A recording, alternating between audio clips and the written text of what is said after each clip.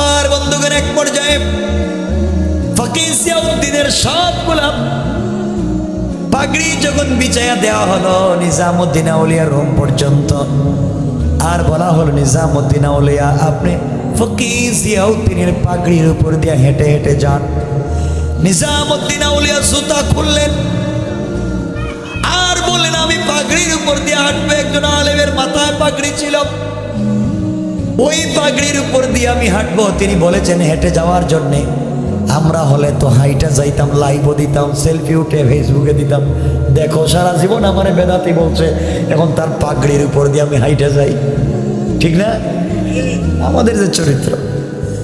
নিজামুদ্দিন আউলিয়া নিজের জুতা করলেন, পাগড়ির উপর দিয়ে হাঁটলেন না, পাগড়ি গুলাকে মাটি থেকে উঠাতে লাগলেন আর নিজের মাথায় পেঁচাতে লাগলেন আর বললেন ফকির জিয়াউদ্দিন যেই পাগড়ি মাটিতে বিছাইয়া দিয়েছেন আমি ওই পাগড়িটা মাথায় পেঁচাইয়া নিলাম, আর এটাই হচ্ছে ফকির জিয়াউদ্দিনের পক্ষ থেকে আমাকে সব থেকে বড় সম্মান। কোন সুবহানাল্লাহ, আল্লাহু আকবার বলেন।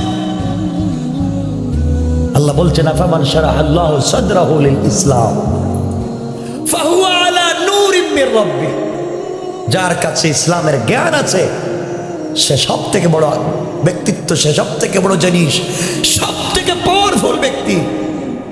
আল্লাহ বলছেন সে হচ্ছে আমি আল্লাহর জ্ঞান থেকে পাওয়া আলোর মধ্যে আছে। কোন সুবহানাল্লাহ।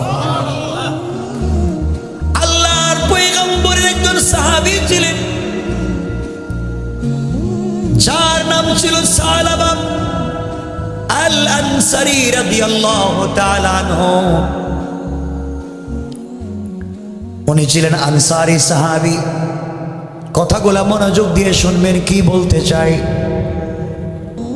সালাবা আল আনসারী রাদিয়াল্লাহু তাআলা আনহু আল্লাহর রাসূল এক যুদ্ধে যাবেন।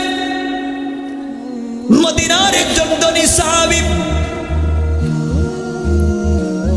মদিনায় তিনি এসেছেন, যার নাম হযরত সাঈদ, যাকে বলেন সাঈদ ইবনে আব্দুর রহমান।